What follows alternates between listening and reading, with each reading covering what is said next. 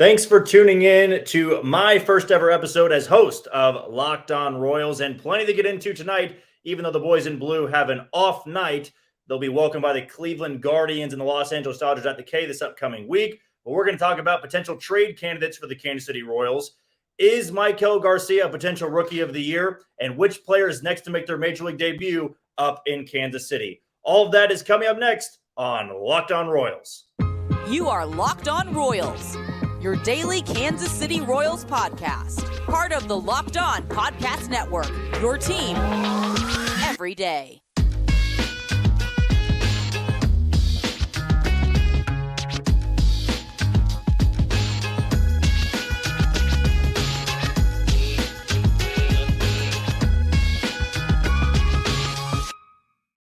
As mentioned in the opening parts of our show, this is my first ever episode as host of Locked On Royals. And as you can see over there on the side of the screen, we got three main talking points to go over tonight. I will tell you if JJ Picollo and John Sherman are really going to be aggressive at this deadline, and if it makes sense to be overly aggressive at the deadline. And is Maikel Garcia really showing us that he is a Rookie of the Year candidate? Can he continue this stretch both at the plate and in the field? I'll tell you about that coming up in about 15 minutes or so. And then, of course, I may give you one or two guys that are next to make their major league debut in Kansas City. Now, before we start, I want to thank you for making Locked On Royals your first listen every day. We are free and available wherever you get podcasts and on YouTube. Part of the Locked On Podcast Network, your team every day.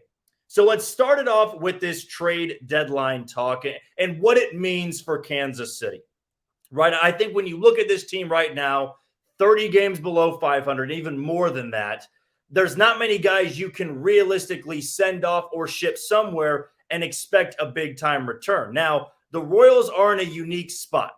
And when I mean unique, I don't mean good. I don't mean optimistic. I hate to tell everybody this, not that it's going to be a surprise to most.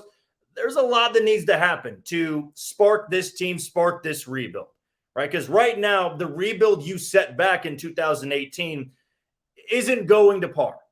It's not a rebuild that is working at a successful rate. Right now, your team is losing at the major league level, and it's losing at the minor league level. Now, there's positives within the minor league system. Hell, there's positives at the big league level. I just mentioned Maikel Garcia. Drew Waters had a phenomenal week against the Tampa Bay Rays.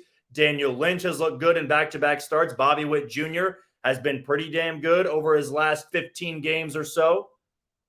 And even at the minor league level, Frank Mozzicato, after suffering a scary injury and fractures to his face, he's back in dominating and pretty much pitching the same way he was before that injury. You have guys like David Sandlin who have looked good early on. Will Klein, another guy who's been rising through the system, one of those later round draft picks, a COVID year, a guy that pumps triple digits. So there are pieces to like, and maybe I will mention Will Klein in the final segment of our first show on Locked On Royals. But what needs to happen right now, both for this major league team and this farm system, it's being aggressive at the deadline. And I think just being aggressive, and I might add, being smart with that aggression, that can win back a lot of this trust that has fallen off between the Royals fan base and the front office. Because right now, there's not much trust. There's a lot of anger. There's a lot of frustration. And even though Codify put out on Twitter, I think it was yesterday or this morning, attendance numbers have actually risen at Kauffman Stadium this year, up 2 percentage points. So props to you still going out and seeing this team perform. But there is a lot of animosity, a lot of anger, at least right now, amongst the fan base. Now, I do want to say, I think some of it is being thrown in maybe the wrong directions, is what I'm going to try to get at here. Now, JJ Picollo, though he was alongside Dayton Moore, this is his first year of really doing this.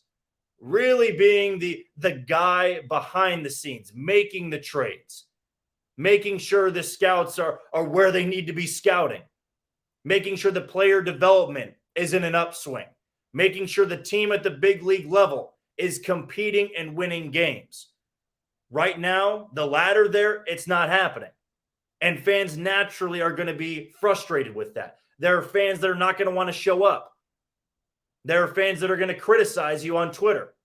And you can follow me on Twitter as I sort through all of those things. Right there at the bottom, as you see, at JohnnyJ_15. Doesn't matter if this team wins or they lose. I will have your coverage. I will have all the Royals news you need, both on Twitter and Monday through Friday with these 30-minute episodes of Locked On Royals on the Locked On Network. But back to trust. Can you really trust the front office to make the right move? A lot of Royals fans still have scar tissue. They have those awful seasons they've endured. The players that never lived up to much or amounted to much. And I think you look at this front office and go, anybody correlated, anybody in relation to the last regime, if you will, the Dayton Moore era, you've lost some faith there. Now, 2 AL pennants came from that, and a World Series championship did. There were stars on the team from 2013 to 2017, but it's been a major rough patch over the last 5 to 6 years because this rebuild has not gone, I guess, the way everybody anticipated it might have. If it was going to be the same route as 2010, 11, and 12, well, by this point, the Royals will be competing in the postseason. That's not going to happen this year. So how do you do this? How do you go about this the right way? And when does this expectation really fall on the shoulders of JJ Picollo? Some of you, you've already mailed it in, right? He is a guy that doesn't deserve to be here anymore. He doesn't make the right moves. It's the Jordan Lyles deal. It's the Franmil Reyes minor league deal. It's maybe bringing back Zach Greinke, even though he's not performing at this level. You could have many criticisms, what I'm trying to get at here. But if you ask me, I think the first true test for JJ Picollo begins in July, when there's the Major League Baseball draft and there's this deadline. In years past and in this rebuild, there had been guys that had value. The Royals could have traded, but they decided to hang on to them either because they were good clubhouse guys or maybe the deal wasn't really there what they were expecting. Maybe the asking price was too high, or they traded the guy just to trade him. And I know for a lot of fans out there, you may look at a guy that's struggling and go, well, just trade him to trade him, right? If it's Jordan Lyles, just trade him, get him off the books. Well, if there's not a serious return or something you can work with, the trade's a moot point, or the trade doesn't make any sense. So to me, I'm looking at it and going, how can you make this a good deadline? How can you be aggressive and do so intelligently? And I think there's a couple of guys that may shock you that could be trade options, could be on the trade block. There's the obvious ones, Aroldis Chapman, who's striking out north of 16 guys per 9.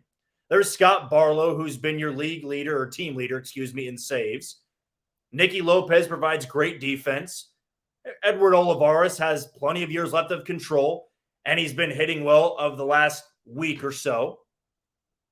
Had a great performance over the weekend on Saturday against the Rays. Maybe you use that as a trade chip, although his defense has not been at a major league level. Maybe you trade a guy like Matt Duffy, who's been somewhat serviceable. I mean, all those guys, they make sense. If they were traded tonight, tomorrow, the next day, it would make sense. Those are guys on minor league deals. Those are guys on one-year deals. They're aged veterans. It makes sense. But I'm telling you right now, the Royals are not going to get the return you're expecting, maybe off the top of your head, for a guy like Aroldis Chapman. Right? Aroldis Chapman is the Royals' prize piece right now. He's the cream of the crop. He's going to be traded. He's one of the most highly coveted relievers coming into July. He's back to his old form, throwing balls at 101, 102, 103, and 104. He's got a power slider. All of it seems to be working. If Aroldis Chapman was closing out games for the Royals, the value would have been even higher. But to me, it can't just be Aroldis Chapman and expecting 2 or 3 prospects. You have to be aggressive. Of course, that's in our title over there. Aggressiveness. You have to be smart. I've already said that. But you have to take risks. If you ever want to improve this farm system and not just leave it up to developing young players, if you want to add talent and guys that have talent don't need to prove to you they have talent, you need to take risks. And I know that a lot of you out there listening right now, you may be understanding what I'm hinting at. And yes, I'm going to go as far to say the Royals should enter this trade deadline with nobody being untouchable. I know that JJ Picollo has said he's not trading Salvador Perez, but I feel like the Royals could win this deadline if they had that mentality. You give us the right offer, and you give us prospects that can immediately boost not only the minor leagues, but the major league team, then it's a deal worth considering. A lot of us say Bobby Witt Jr. off the table. Vinny Pasquantino, when healthy, off the table. Nick Prado, Maikel Garcia, who we'll talk about here shortly, off the table. But I look at it and say, where are you at right now in your rebuild? Right? Where are you? Are you at the beginning stages, which it seems like right now? Are you halfway there? Are you near the end of your rebuild? I think the Royals are at the starting point. So think about this logically. If these guys hit their prime, when is that going to be? And will it be all at the same time? The Royals caught lightning in a bottle in 13, 14, and 15 that all of those guys at once seemingly hit their prime. And they won a World Series for a team that had seen nearly 3 decades of just awful baseball. I don't want to be too harsh, but let's be honest. Early 2000s, mid 2000s, late 2000s, ugly baseball. It took a lot to get you to go out there, pay for parking, pay for a ticket, buy a couple beers at Kauffman Stadium. But the Royals had that stretch that everybody in their minds thinks is possible. Again, it can be, but even think about it back then. The Royals were aggressive. They were aggressive in trading Will Myers and Jake Odorizzi. They traded it for 2 major leaguers, and a lot of people were not happy with that deal. And it ended up winning the Royals a World Series. I'm not saying the right move is trading a Frank Mozzicato, a Gavin Cross, a Bobby Witt Jr., and getting players that are similar to James Shields and Wade Davis. That's not what I'm getting at. But if you want to be aggressive and you really want to improve this farm system, it's about packaging some guys that maybe you thought were a part of your future. That's what I mean by not being untouchable. That could include Maikel Garcia. That could include Nick Prado. That could include MJ Melendez. Dare I say Bobby Witt Jr. I'm not on the train. I'm not on the support for trading Bobby Witt Jr. But it's something the Royals need to consider with every deal. It's just about listening to the offers. That's what I'm getting at here. You're listening to the offers. If somebody offers you 3 of their top 5 guys in the system, maybe 2 of those guys are top 100s, do you consider trading Chapman and Bobby Witt Jr. packaged together? Maybe you do, maybe you don't. I think Bobby Witt Jr. is a cornerstone piece, and you want to build around him, right? I think that makes a lot of sense. It makes a lot of sense to everybody. All I'm getting at is you can't go into the deadline and expect to really bolster your farm system if it's just about trading the guys on 1-year rentals. Chapman, Barlow, Clark, Greinke, Lyles. I know Lyles is an extra year of control. It can't just be like that. It can't be 1-year rentals. You have to try to generate some value with these deals, packaging a Chapman and a Barlow and a Lopez maybe. That'd be my choice. If you could get maybe 3 or 4 prospects in that, maybe you can, maybe you can't. Maybe you do need to move a Nick Prado. Not saying it wouldn't sting. It hurt like hell. It hurt like hell to see some of those guys go. Because a lot of us want to believe the youth is here in Kansas City right now and they can be winners. I think some of them can be. But right now the Royals are in this spot that's really tough. Not winning at the major league level and not many guys coming up behind them. There's not a lot of top prospects that can revamp this major league team.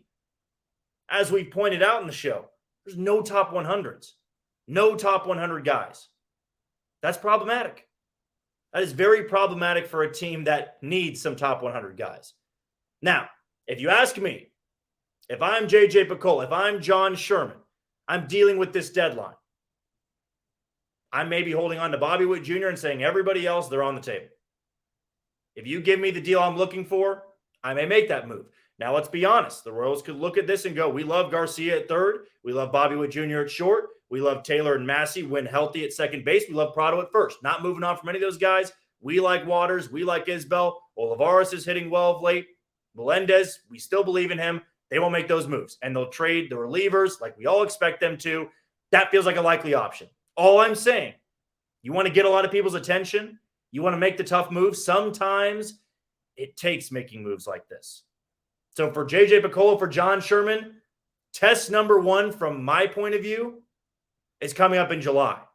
Major League Baseball draft and this trade deadline. Can they get it done? I guess we'll have to wait and see.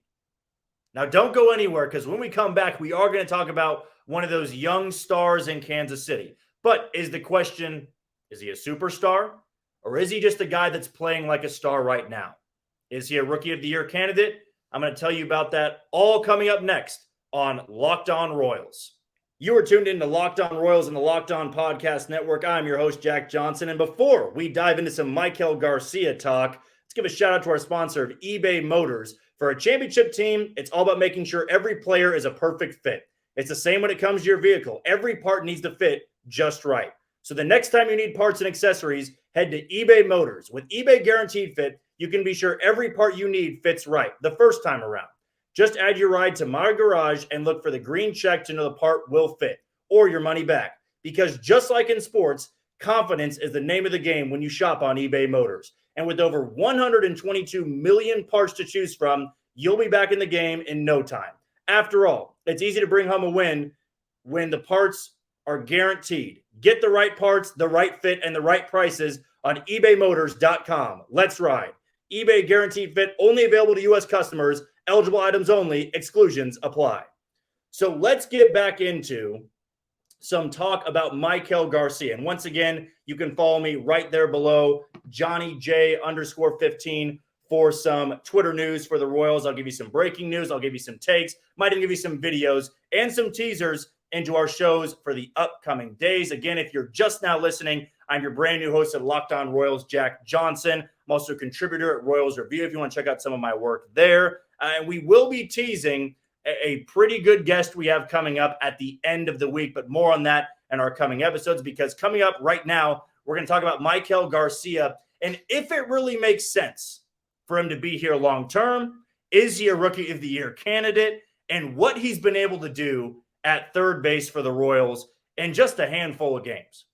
Now, it's easy, especially in a season like this, to be caught up in any sort of optimism, right? Anytime a guy has a good stretch, you want to jump all over that, right? You want to be able to jump all over it when the Royals have a good stretch, when a guy's been playing well over his last 30 games, a pitcher's had 4 or 5 great starts in a row.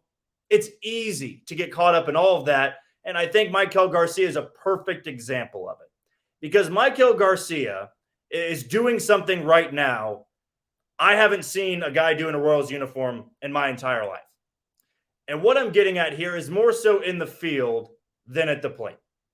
I think what Maikel Garcia is doing at the plate is just fine. I think that there needs to be a little bit more pop. I'm sure that will come. He's a incredibly small guy in terms of stature, about 6 foot 150. I think they list him at 145. Looks a bit bulkier than that. But the more weight he adds on, I think more pop will show. He's clearly got the bat speed. He can barrel balls. He's got a great line drive percentage, hard hit rate, all that. But what Maikel Garcia is doing in the field is extraordinary. And I'm not sure it's getting talked about enough. Maikel Garcia was in the Royals system as a shortstop. Now, you know what they say about shortstops. They always can rotate. They always can move around. They can play second. They can play the outfield. Sometimes they can play third. But I would argue that transitioning to third base might be the most difficult because the reaction time's different, the throw's different. Now you have more time than you do at shortstop, and some guys can't make that transition. They just can't. They rush throws, can't really get it done. Maikel Garcia is the absolute anomaly here. The kid barely had any experience playing third base in the minor leagues. And he's thrust into this spot in Kansas City where he's got to learn how to play the hot corner. Now, we get caught up from time to time and looking at MJ Melendez and his defensive metrics out there in right field. It ain't good, right? But he's a catcher playing right field. It's going about as well as you would expect. But Maikel Garcia is not going at all how I would expect. And I mean that in a good way. Right now, he is tied with Ke'Bryan Hayes of the Pittsburgh Pirates in defensive runs saved at 9. He's a guy that was a shortstop his entire career. And now, after maybe a handful of games in Omaha, learning to play third base, he's adjusting on the fly at the major league level and becoming the best defensive third baseman in baseball. That's incredible. That I can't wrap my mind around. So the question, of course, you're asking on the side, is he an AL Rookie of the Year candidate? I'm just going to go out there and say no for right now because the offense needs to come back around. I think Luke Raley, the Tampa Bay Rays, who the Royals saw over the weekend, he's deserving right now. But it's great right now that you even can consider it. It gives you another guy to watch. It gives you a guy right now to really question, can he be the fit for the future at third base? Is he a trade chip? You can ask yourself all these questions.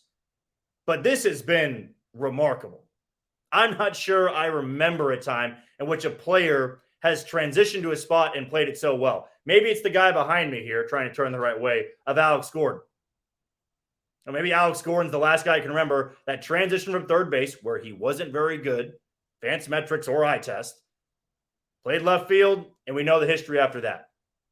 I don't know, though. I feel like transitioning from shortstop to third base feels different. It feels a lot different with Maikel Garcia. I mean, the kid is just thriving on every single level. Now, there's going to be times that he makes a mistake here and there, just as every young player does, but he's as young as Bobby Witt Jr. I think Royals fans need to start considering Maikel Garcia as one of these young superstars, at least a young star in Kansas City. Don't want to go as far to say superstar, but it makes a lot of sense for Royals fans to believe in him. And that's why I say Rookie of the Year candidate. You're this good in the field defensively. You don't need to carry the workload offensively. You can just be an average hitter, maybe slightly above average. And if you're playing that well over the hot corner, that's tremendous value. Arm strength there, range there, glove work, all there. And offensively, he's succeeding right now. His plate discipline, his approach at the plate is all what you want from a young hitter. He's not flailing at everything. He's hitting the ball hard. He, to me, right now is the success story for the Kansas City Royals, alongside from the pitching department, Carlos Hernandez. Everybody else is in second and third place. So Maikel Garcia, to me, has just been tremendous. Is he a Rookie of the Year candidate? Let's pump the brakes a little bit. If anybody has been considering that seriously, I think he'll be top 5 in voting, assuming he continues to play well at third base and that offense continues this hot stretch. Consistency is a big part of it because rookies have those valleys and mountains they climb. There's a lot of dips, ups and downs, roller coaster ride for a rookie. And Maikel Garcia, he was thrown in there at shortstop last year. Didn't play much, but didn't get a chance to really showcase who he was. This year, this has been unbelievable. The defense he brings at third base and offensively, I think he's been the bright spot, maybe one of a few bright spots on this team. And when you are 30-plus games under 500, you want to put all your chips in on one guy. And Maikel Garcia makes a lot of sense to do so. Before we move on, I want to thank you for making Locked On Royals your first listen every day. Every dayers tomorrow, the show will be a little bit more on a preview of this Cleveland series. Can Brady Singer get right? For the first time, can we see Brady Singer actually find consistency? All of that talk will be coming up in tomorrow's show. But do not go anywhere because when we come back here, I'm going to give you a couple guys who might be next to make their major league debut. Is it a pitcher? Is it a hitter? All of that coming up next on Locked On Royals. So who can the Royals really bring up at this point in the season? Who can it be? Right? Who is the next guy to debut in Kansas City and maybe stick? We've seen Austin Cox and the job that he's done out of the bullpen really become a positive point for this team. Samad Taylor, his first major league hit was a walk-off hit against the Los Angeles Angels. Maikel Garcia, who we brought up, I know it was last year when he made his debut, but still very young, a rookie. Bobby Witt Jr., going back to last year's opening day, he had the go-ahead hit against Cleveland in the 8th inning for his first major league hit and first major league RBI. Now, MJ Melendez had his first RBI and major league hit against the Cardinals. Vinny Pasquantino started slow to begin with, but everybody remembers the type of impact that he's had. And even though he's not on the team this year, in terms of injury now, of course, he's been on the team, but no longer on the active roster, he's a guy that you want to believe in. He's a guy you can plug in to future Royals teams and be a key cog in the lineup. But who's the next guy? Who can you really count on of being in Kansas City next? Now, I'm going to give only 2 guys here today because it might only be the 2 guys I think right now could fit into Kansas City. Alec Marsh is number one, the former draft pick out of Arizona State. Will Klein's the other. I can't really say right now offensively. I believe they're the next guy. There's a batter down there. There's an outfitter, an infielder to make their debut. I think the next guy to break into Kansas City is going to be a pitcher, just because how depleted the bullpen is right now. The rotation's banged up. Guys aren't performing well. It makes sense that maybe after the deadline, we see Alec Marsh get plugged into the rotation. Maybe in August or September, we see Will Klein get that chance. Will Klein has been pumping triple digits between Northwest Arkansas and Omaha. Strikeout numbers are ridiculous. I think it's kind of comparable to Josh Stallmont down in Omaha, but maybe with a little bit better command. I think that Will Klein and Alec Marsh feel like guys that can find a spot in the bullpen. Will Klein for sure. Maybe if the Royals have some guys that are banged up or guys just aren't performing anymore and you don't want to give them any more starts, Alec Marsh could make his major league debut in the rotation. But right now, and this ties back in to our first segment today, on our first ever show of Locked On Royals. You can tune in every day, Monday through Friday, 30-minute episodes. I'll be your host every single one of those days, and we'll have great guests lined up, maybe some former Royals involved, might have some guys from other podcasts from the Locked On Network join us. We'll have plenty of stuff to talk about. But as for today, it ties in perfectly, right? Of how aggressive will the Royals be at the deadline? Well, if they are aggressive and they are trading guys, well, then it makes sense for them to move off some of these guys. It makes sense to move off maybe one of the younger guys, opens up a spot in right field, opens up a spot in the rotation, opens up a spot in the bullpen. All of that makes a ton of sense, right? All of that can make a ton of sense if the Royals are aggressive at the deadline. But if I had to put some money down, if I had to put a plus or minus here, throw down 5 or 10 of my own money, I think the next guy to make their major league debut would be Will Klein. I think Will Klein, at his age, pitching well in the bullpen, I think his stuff translates to a big league bullpen right now. Alec Marsh, I think they'll move quickly, but him being in the rotation right now in Omaha, likely we'll see some more work. So if there's an injury to the bullpen or guys aren't pitching well, I think Will Klein gets a chance. I would not be shocked if Will Klein is in Kansas City's bullpen here in maybe the next month or so. It'd be moving him through the system fast, but at this point, when you have more of an age prospect, and bad as it sounds, you kind of got to throw that guy into the fire. You got to see if he can do it. They tried to see if Jackson Kowar could do it, tried to see if Jose Cuas could do it, tried to see if Austin Cox could do it. That's how it works in the bullpen. And for a team that's 30-plus games under 500, you really got to see if that guy can do it. Now, reminder tomorrow that the Royals, after their off day tonight, will be welcoming the Cleveland Guardians for a couple of games, and then a big series with the Dodgers, an interleague matchup over the weekend. So I'll have that full preview of the Royals and Cleveland tomorrow. And also, can Brady Singer be fixed? What's the problem? I'll dive into a lot of that next. But that will conclude our first ever episode with me as the host, Jack Johnson, for Locked On Royals on the Locked On Podcast Network. Be sure to follow us along on Twitter. Be sure to check us out on YouTube. Check us out on Spotify, Amazon Music, Apple Podcasts, and Odyssey. Plenty of places to listen to me, and this is just the first of many. So with that, we will talk to you tomorrow. You take it easy, Kansas City.